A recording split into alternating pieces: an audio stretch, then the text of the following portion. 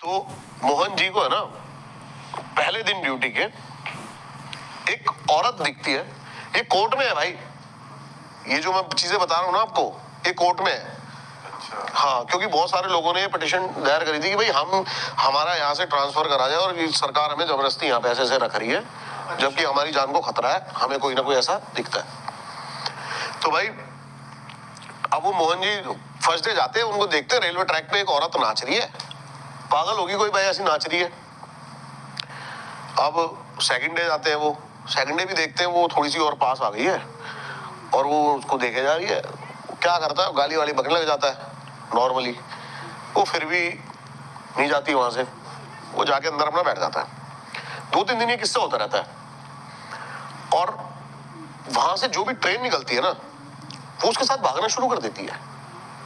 उतनी स्पीड पे नहीं, लेकिन ट्रेन निकल रही है, वो भाग रही है। तो वो सोचता है पागल ही होगी कोई, वो सोचता है एक दिन मर ना जाए।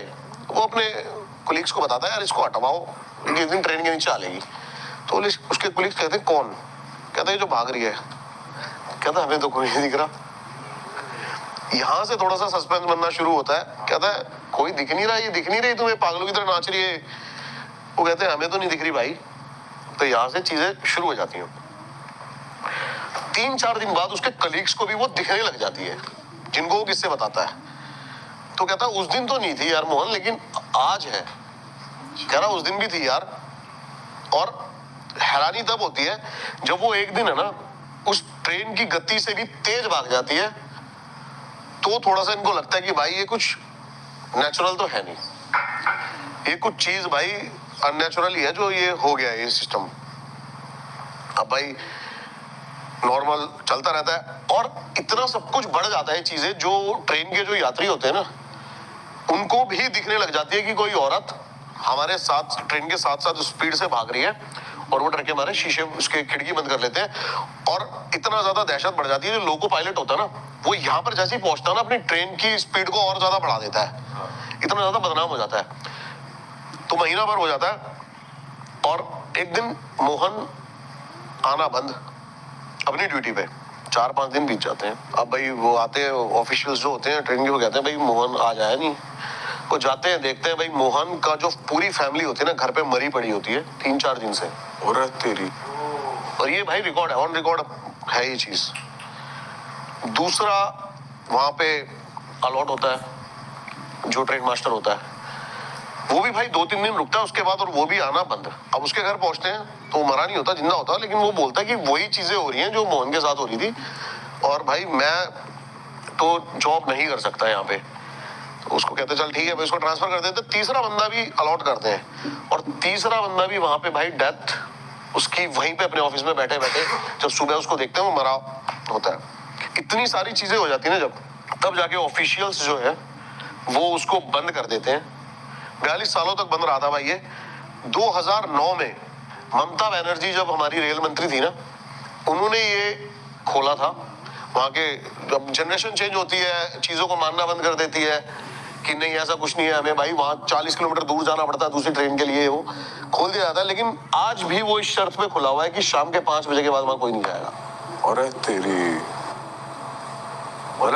आज भी है उसका? हाँ भाई, आज भी है ये चीजें वहां पे। और शाम को 5 बजे के बाद आज भी वहां की जो ट्रेन वहां से निकलती है, वो लोको पायलट आज भी वहां पे वहां स्पीड बढ़ा देता है। भाई आपने वहां जाने की कोशिश नहीं करी कि वहां रिकॉर्ड? जाऊंगा, मैं जाऊंगा, कोशिश। लेकिन वहां पे ये हुआ क्यों? मतलब ये औरत थी कि वहां पे सिर्फ सोसाइटी की वजह से? इसका कोई है ना, इसकी कोई भी थ्योरी नहीं निकल के आएगी कि भाई इसके साथ क्या हुआ था, वहां पे क्या नहीं हुआ था। लेकिन बस यही कहते हैं कि एक औरत दिखती है जो कि ट्रेन के साथ। भाई ये तो पिक्चरों में देखा कि भाई कि ट्रेन की स्पीड से तेज भाग रहा इंसान, ये भाई वो सिर्फ सुल्तान में देखा होगा भाई। अभी आप लोग गोवा गए थे यार, आपने वहां पे गए नहीं किसी हॉन्टेड प्लेस पे? भाई नहीं यार, एक है ना वहां पे सेकंड हॉन्टेड प्लेस है, डी मैलो हाउस। बहुत इंटरेस्टिंग स्टोरी है भाई उसकी भी। बताओ। और मेरे हिसाब से आपको दिन में वो घर देखना चाहिए था यार, क्या इतना प्यारा, मतलब पुर्तगाल के टाइम का वो जो घर बना हुआ था, और बहुत ही प्यारा उसका स्ट्रक्चर, जो भी स्ट्रक्चर था, बहुत ही यूनिक। ईंटें भी लगी हुई थी वहां पे, इटालियन ये सब। मैं तो गया था भाई, मैं तो मतलब मैंने कहा यार इतना, लेकिन आज भी वो पूरा का पूरा अबेंडन पड़ा हुआ है। उसकी भी बड़ी तगड़ी स्टोरी है। क्या स्टोरी है? भाई 2 भाई थे ये, और दोनों भाइयों में ना उसी प्रॉपर्टी को लेके डिस्ट्रीब्यूट चल रहा होता है, लेकिन रहते साथ में ही है। अब इनके माँ बाप भी नहीं होते, इनकी शादी भी नहीं हो रही, दोनों साथ में रहते, लेकिन फिर भी थोड़े से, अब जो छोटा वाला भाई होता है ना वो थोड़ा ज्यादा जिद्दी होता है। इनकी अलग एक बैंगलोर में भी प्रॉपर्टी होती है, तो वो उसको कहता है कि भाई तू बैंगलोर वाली प्रॉपर्टी ले ले और मेरे को ये प्रॉपर्टी दे दे तू पूरी। अब दोनों भाइयों में इतना ज्यादा झगड़ा होने लगता है कि वहां के पड़ोसी इनसे इतना ज्यादा परेशान हो रखे होते हैं, रोज जब भी कोई इनके घर के बाहर से निकल रखा होता है तो यही चिल्लाने की, चीखने की यही आवाजें आ रही होती हैं, लड़ाइयों के उसमें पूरी। अब भाई क्या होता है, जो बड़ा वाला भाई होता है ना, एक दिन वो परेशान हो, ड्रिंक करके ढंग से परेशान होके गन निकालता है और छोटे भाई को मार देता है, 2 गोली मारता है उसको, और जाके पीछे जो उनका बैकयार्ड होता है उसमें जाके दफना देता है। अब थोड़े टाइम है ना उसको नॉर्मल होने में लग जाता है, महीना 1.5 महीना हो जाता है। पड़ोसी को परेशान हो जाते हैं कि यार वो इनके घर से आवाजें नहीं बंद हो गई है, लड़ाई नहीं हो रही आजकल, ये नहीं हो रही, लेकिन है ना कुछ ऐसे इंसिडेंट शुरू हो जाते हैं कि जहां उसने वो गाड़ रखा होता है ना, उस कबर के ऊपर बहुत ज्यादा एकदम से कौवे आना, और रात को कुत्ते उसी कबर की तरफ देख के भौंकना पागलों की तरह, ऐसी चीजें होने लगती है। तो इनका पड़ोसी एक दिन उससे पूछता बड़े वाले से कि भाई क्या हो गया, वो छोटा वाला दिखाई नहीं दे रहा, तो ये ऐसे कह के बात टाल देता है कि भाई हमारा जो भी है हमारा सॉल्व हो गया, और वो बैंगलोर चला गया और वहीं पे ही सेटल हो गया, काम वही करेगा। लेकिन धीरे धीरे ना भाई उसकी दीवारों पे ना कुछ लिखा आना शुरू हो गया, वो घर की दीवारों पे वो रोज सुबह जो बड़ा भाई है वो उठता था ना तो देखता था कि दीवारों पे लिखा हुआ इंग्लिश में कि भाई मेरा घर छोड़ दे, ये मेरा घर है।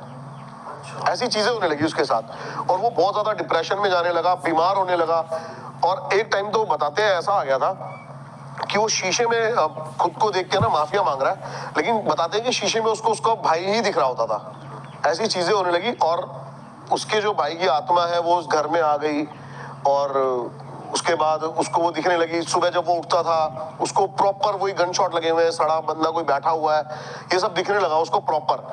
अब वो परेशान हो गया और उसने भाई सुसाइड कर लिया वहां पे, बड़े वाले भाई ने, उसी घर में। लेकिन बताते हैं कि भाई फिर से जब से उसका सुसाइड हुआ ना, उसके बाद से दोबारा वो लड़ाई की आवाजें आनी शुरू हो गई हैं उस घर से, दोनों आपस में लड़ रहे, अब आत्माएं लड़ रही हैं प्रॉपर्टी के लिए। और भाई साहब मैं गया था रात को उस घर में भाई, मेरे को ऐसा कुछ मिला नहीं ना, मेरे को ऐसा कुछ सुनाई दिया, रात ही हो गए थे 10-11 बजे के बाद ही। लेकिन आपको महसूस हुआ था कुछ? नहीं, मेरे को ऐसा महसूस नहीं हुआ भाई, नहीं ऐसा महसूस नहीं हुआ। लेकिन अब कहते हैं भाई इनका भी टाइम और ऑरा होता है, ऐसा नहीं होता ना कुत्ते बिल्ली नहीं है जाओगे आप। हाँ, तो ये चीज भाई बड़ी। किस टाइम पे विजिट किया था आपने? मैंने 12 बजे विजिट नहीं किया था रात को प्रॉपर, मैं गया था शायद 9-10 बजे अंधेरा होने के बाद। टाइम नहीं था हमारे पास, जाना था उस दिन एयरपोर्ट पे जल्दी। भाई 1 से 4 के बीच एक्टिव होती है एनर्जी, तब जाना चाहिए था आपको। नहीं वैसे 12 से 3 कहते हैं। 3 से मैंने 3 से 4 सुना हुआ है। और 3 बजे तो कहते हैं डेविल आवर होता है, 3 बजे ये पीक पे होती है अपनी। हाँ, गोवा जाते हो ना आप तो इन चीजों पे दिमाग थोड़ा कम जाता है ना भाई। पता है जब हम गोवा जाते हैं ना, पहले तो चलो हमने एक्सप्लोर कर लिया है, चले गए बीचेस वगैरह पे, चिल कर रहे हैं पानी में। अब ये जोन आ गया, हम गोवा जाते हैं, हम करते हैं जाके सिर्फ और सिर्फ पार्टी। गोवा में भाई बहुत ज्यादा क्रीपी ऐसी बहुत ज्यादा जगह है, पता है साउथ में है ना बहुत कुछ एक्सप्लोर करने को, हॉन्टेड के लेवल, पैरानॉर्मल चीजें। साउथ में हाँ, केरला, हैदराबाद बताते हैं भाई ये हब है। हाँ, अच्छा। हाँ, ये हब बताते हैं भाई, बहुत सॉलिड चीजें हैं। आप ब्लैक मैजिक का भी हब बताते हैं, ब्लैक मैजिक का वैसे हब बताया पश्चिम बंगाल बताया जाता है, लेकिन अगर आप ढंग से इसमें डीपली घुसोगे ना तो आपको पता लगेगा कि साउथ में ज्यादा है ये चीजें, केरला वेरला की साइड इस जगह ज्यादा है ये। भाई कोई है ब्लैक मैजिक का किस्सा जो हो इंटरेस्टिंग? भाई इतना नहीं मेरे को ब्लैक मैजिक के बारे में पता, लेकिन एक मयोंग गांव है, इसके बारे में सुना होगा आप सबने। वो black magic, centre of the black magic कहा जाता है, वो मयोंग गांव कहा जाता है। जब अकबर भी अपनी सेना लेके पहुंचा था ना वहां पे, तो बताते हैं उसकी आधी सेना गायब हो गई थी घोड़ों से ही।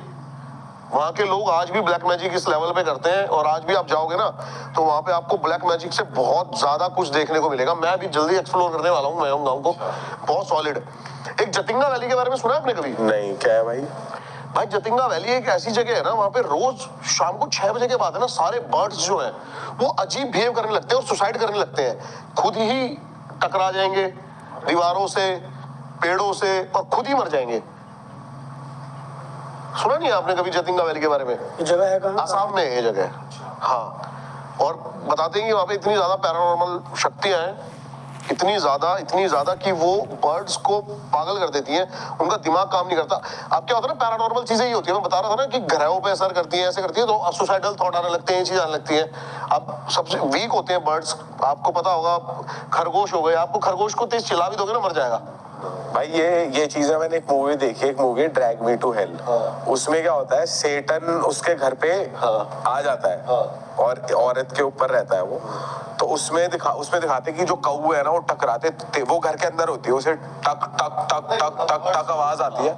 तो जैसे वो बाहर निकलती है तो वो देखती है कि हजारों में कौवे मरे होते हैं नीचे जमीन में। बर्ड्स का जो ऑरा होता है ना वो सबसे वीक होता है। कई लोग जो ब्लैक मैजिक का भी इस्तेमाल करते हैं ना, वो बर्ड्स को ही, हाँ ये तो देखा है कि कबूतर की बलि देकर चौराहे पे रख देते हैं। हाँ बर्ड्स का जो ऑरा होता है बहुत ज्यादा वीक है भाई, उसी के थ्रू आप पैरानॉर्मल कम्युनिकेशन ज्यादा कर सकते हो। तो ये जतिंगा वैली का तो आप देखो, अब ये तो लाइव वीडियोस है, यूट्यूब पे वीडियोस हैं कि आप सुबह जब निकल रहे हो ना मॉर्निंग वॉक पे, तो रोडों पे मरे हुए पड़े हैं सिर्फ बर्ड्स ही बर्ड्स हर जगह। ये तो वीडियोस है अपनी।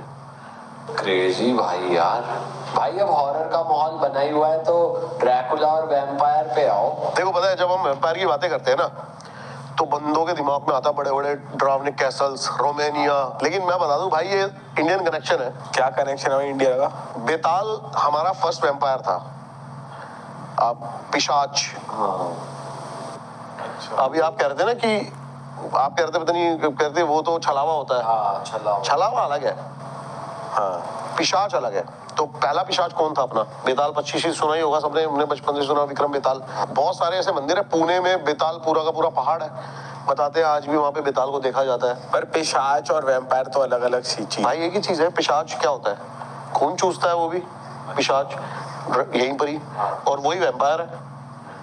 हाँ तो क्या था ना, बेसिकली मैं बताता हूँ, क्या सारे जो वैम्पायर है ना वो ड्रैकुला नहीं हो सकते। पहला जो वैम्पायर था वो था ड्रैकुला, उसने फिर सारे वैम्पायर को क्रिएट किया। अच्छा जी। हाँ तो, और जो उसको वैम्पायर ड्रैकुला को जो वो पावर दी गई थी, बेसिकली मैं बताता हूँ क्या था। 14th सेंचुरी में ना हमारा एक राजा था रोमानिया का, व्लाड टिपिस। वो इतना क्रूर बताया जाता है कि वो इतना क्रूर राजा था। इसके ऊपर एक पूरी नेटफ्लिक्स पे सीरीज है, द ड्रैकुल। अच्छा हाँ भाई देखना, मैं जरूर, मजा आ जाएगा आपको उसमें। मतलब रियल चीजें इतनी ज्यादा, और विद जो फैक्ट्स मिले थे, कई पुरानी बुक्स मिली है, उनके थ्रू सारी चीजें समझाई गई हैं कि ये चीजें रियल कैसे हैं। तो जो ड्रैकुल ये था ना, ये क्या करता था, जैसे पूरा का पूरा गांव एक साथ मार दिया करता था, और उनको पैने नोकीले बांस में ऐसे गाड़ के और टांग दिया करता था, अपने आप को वो दिखाने के लिए। अब उससे पूछा गया, जब भाई तू ऐसा क्यों करता था, उसने कहा भाई मैं 10,000 बंदों को मारने से बढ़िया 1,000 बंदों को मार के ऐसा खौफ पैदा कर देता हूँ कि वो 10,000 बंदे मेरे अंदर आ जाते हैं। उसका कहना ये था। तो अफगानिस्तान से उस टाइम खान बहुत बड़ा एक राजा था, वो उसकी सेना पे अटैक करता है, तो ये कुछ 400-500 ही होते हैं और वो लाखों की सेना होती है। तो जब ये डर जाता है तो ये जाता है गुफा के अंदर, इसको मिलता है बेताल। तो वो इसको शक्ति देता है ड्रैकुला बनने की, कि मैं तेरे को, लेकिन पूरी तो जिंदगी इस चीज से बाहर नहीं आ पाएगा। हाँ तो बताते हैं कहीं ना कहीं ड्रैकुला हमारे बीच में आज भी है। बेताल एक तरीके से रोमानिया पहुंच गया, ये कह रहे हो? हाँ अरे तेरी, अपना वाला बेताल। हाँ भाई अपना वाला बेताल। अरे भाई, अपना भाई। अरे तेरी भाई यार, मतलब एक तरीके से बेताल को ड्रैकुला मानेंगे कि वो इस चीज का वो है। हाँ तब पहला पिशाच जो है वो वही है, ठीक है। वो ड्रैकुला को क्रिएट करता है, उसके बाद फिर आपका वैम्पायर, वो अपने फिर जो भी कहते हैं इसका ब्लड, ये वैम्पायर मतलब ड्रैकुला ने जिसको भी वो करा वो वैम्पायर बन गया। लेकिन ड्रैकुला दो तरीके से वो करता है, एक तो ड्रैकुला वैम्पायर बनाता है लोगों को, और एक ड्रैकुला क्या करता है, लाइफ कोर चूसता है लोगों की। अब क्या कहते हैं कि ड्रैकुला ना टाइमली उसकी भी एज होती रहती है, बुढ़ा होता रहता है, लेकिन जब वो बुढ़ा होने लगता है ना, तो वो किसी जवान बंदे को पकड़ता है